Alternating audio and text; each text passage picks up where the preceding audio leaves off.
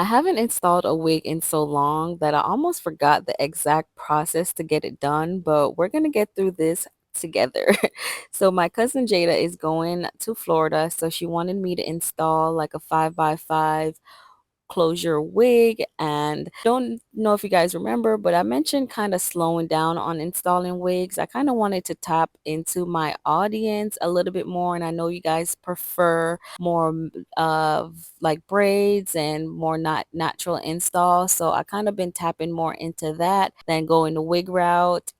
So I did slow down. I didn't say I would completely stop, but I definitely slowed down a lot on taking any type of promotions and stuff like that for wigs, because I just kind of wanted to tap into what you guys are actually following me for, which are like braids and curly hair and stuff like that. So for this wig, since it's a 5 by 5 closure, we're gonna put the center of the wig in the middle. So I went ahead and did a middle part, and then I start braiding down away from it on the sides, and I'm adding a little bit of extension hair, because as you guys can see, her hair is short. The last time I did her hair, we did a quick weave, so I did end up, she wanted me to chop all her hair off, so I ended up cutting it all off because she has been struggling with hair loss, alopecia in the front a little bit. So we wanted to kind of like get a fresh start and see what happens. And so we ended up chopping it off, and as you can see, it's growing back a little bit, growing back enough for me to like braid it. So that's a good thing. So we're just adding some extensions in so that it will last her a long time. Her scalp is a little bit dry right now, so I'm gonna go ahead and oil her scalp to make sure that it's not too itchy under this wig. So I'm using the Carol's Daughters 7 oil blend. I think it's really good. I really like this oil. It smells nice and does the job. So I'm going through and I'm just oiling her scalp to ensure it's like not too crazy. So the end of the last tail, I'm going to go ahead and crochet that through just to hide it. Sometimes you can braid it down, but I like to just crochet through since it's a wig. It's going to be covered anyway, so there's no need in like breaking out the needle and thread. So what I'm doing here, I completely lost all skills. I guess if you don't use it, you lose it. So I'm like laying baby hairs. Like this is really not the process, because it's not like the wig is not gonna be sewed down. So I don't know why I'm just like doing baby hairs.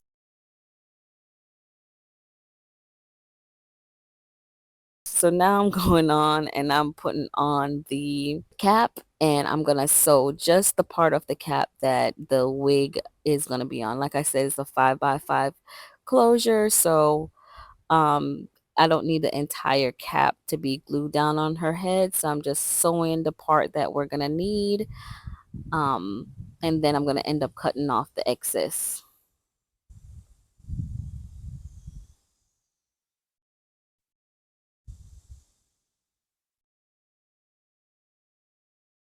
So I'm just using some Ruby Kisses makeup in her complexion. I'm gonna go ahead and, rub it along the cap, and this is gonna make the wig look more natural.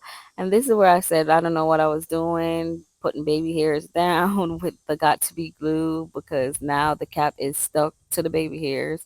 They are gonna come in handy later on, but I just kind of have to be careful when pulling the cap off. I want to pull it in the direction of the baby hair and not like the opposite way, because this is a sticky glue, so I didn't want to rip her edges out.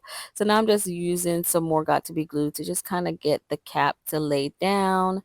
I left the swoops there because it's going to come in handy when once the wig is on. So now I'm just placing the wig on. It's middle part closure wig, so making sure that's stable on her head, making sure that it lines up.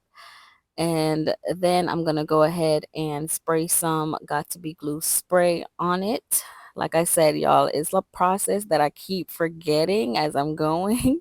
So I'm just kind of winging it and, seeing what happens. I know the steps, but I don't know like the steps, if you get what I'm saying.